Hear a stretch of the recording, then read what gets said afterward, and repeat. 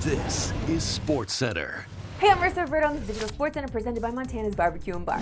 Happy Monday, otherwise known as the day after Juan Soto agreed to sign the richest deal in MLB history with the Mets. The 15-year deal is worth $765 million. This comes a year after Shohei Ohtani signed a $700 million deal, which at the time was the biggest contract. Soto's deal is worth more than the combined salaries of both Tom Brady and LeBron James, which is so bananas when you think about it. Like, you hear all that chatter about baseball being a dying sport. Clearly, these numbers say otherwise. Do you guys watching ball with me this summer or what? Now let's get into some basketball because the Raptors are in action Monday night as they welcome a familiar face to town, along with the New York Knicks. OG Anunoby is coming back to Toronto, and this will be his first game in the city playing as a member of the Knicks. OG has been a massive addition for New York and has been thriving in his expanded role, averaging more points and minutes per game than he ever has in his career so far. New York had high expectations coming into the season, and as of today, they sit fourth in the East, 6 games back of the Cavs for first. Toronto, meanwhile, is all the way down in 14th, and it's been a tough season to say the least. They're 1-12 currently against teams in a playoff spot, with that only win coming against the Heat. That said, they're getting a lot of development from important pieces for the future. RJ Barrett, for example, is posting career highs in points per game, assists per game, and rebounds per game. Grady Dick is averaging 10 more points per game than his rookie season, and Scotty's points, rebounds, and assists per game are all up. This is a season of preparing for the future, and if that's the case, we'd say it's going pretty well. You can catch the action right here on TSN. Knicks, Raptors, 7:30 p.m. Eastern, 4:30 Pacific.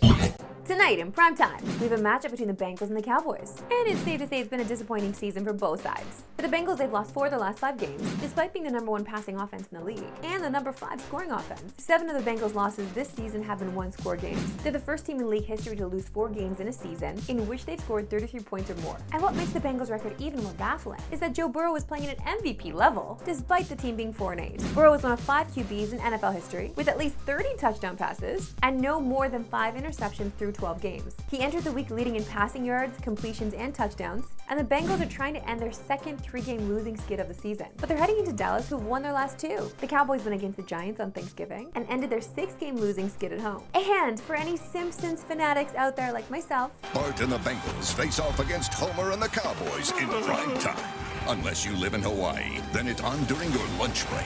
Football fans and Simpsons nerds finally come together to watch the game live from Springfield. the primetime matchup will also take place at Springfield's Adams Stadium as part of the Simpsons Fun Day football alternate broadcast, which is fantastic. I feel like all of these franchises that I love so much, like SpongeBob, like The Simpsons, coming into sport just means worlds colliding for so many of us. Yeah, I guess it's for the kids too, but not really.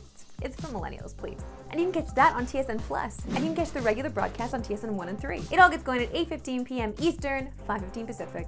Now let's take a look at the rest of Week 14 in the NFL. And folks, the Kansas City Chiefs have done it again. For the Chiefs. And right off the upright and in for the division. It's the dike for the division for the Chiefs. For the 9th straight season, the 2-time Super Bowl defending champions have claimed the AFC West and are just too short of the Patriots' record of 11. And it's their 15th straight victory, won by a 1-score margin. That is the longest in the NFL's 105-year history. Next up in the Chiefs' sights is winning the AFC #1 seed. And after Sunday, that goal becomes a little more realistic now. So not only was Travis having a record night with his team, but so was Taylor. It was the end of the Eras Tour. I don't know if anyone else stayed up late to watch the live stream, or maybe I'm just in it too deep. I don't know. I don't know, but I feel like I needed to be a part of it, okay? Swifties understand. Now moving on to the Bills, they fell to the Rams in an absolute thriller in Los Angeles. And despite the loss, Josh Allen kept his MVP season going with a historic performance. The Bills QB became the first player in history to throw and run for 3 touchdowns, which is so exciting for him and disappointing that they lost the way they did, dang. And it doesn't get any easier for the Bills. Next week they travel to Detroit to take on the Lions. Oh, NFL's always exciting.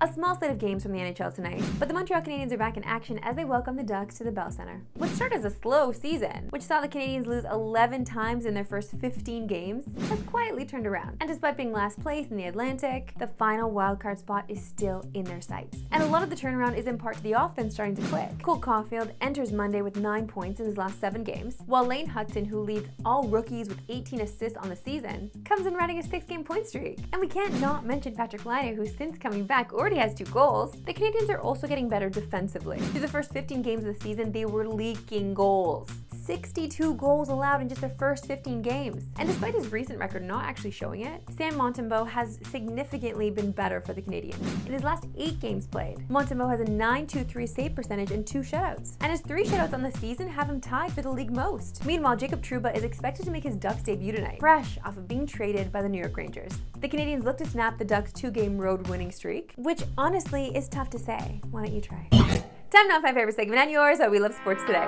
Why we love sports today. Now, being in North America means we don't get to experience a lot of sports from around the world, and that honestly includes handball. And this goal right here needs to be seen because it is a thing of beauty. The pass, the grab, looking like it fell out of her hand. The way it tosses in with a spin, oh my God, are you kidding me? We need to watch more handball. And before we leave you today, we got one more, and this one shows that sports have the ability to be something beyond the game.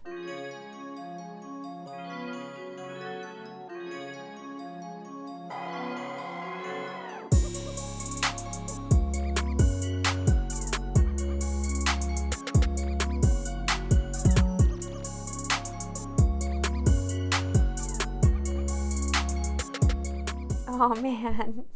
Even the outfielders coming in. Sorry, that video got me choked up. That was really sweet. That's it for me today. We'll see you back here Monday, 3 Eastern. No Pacific. Have a good one.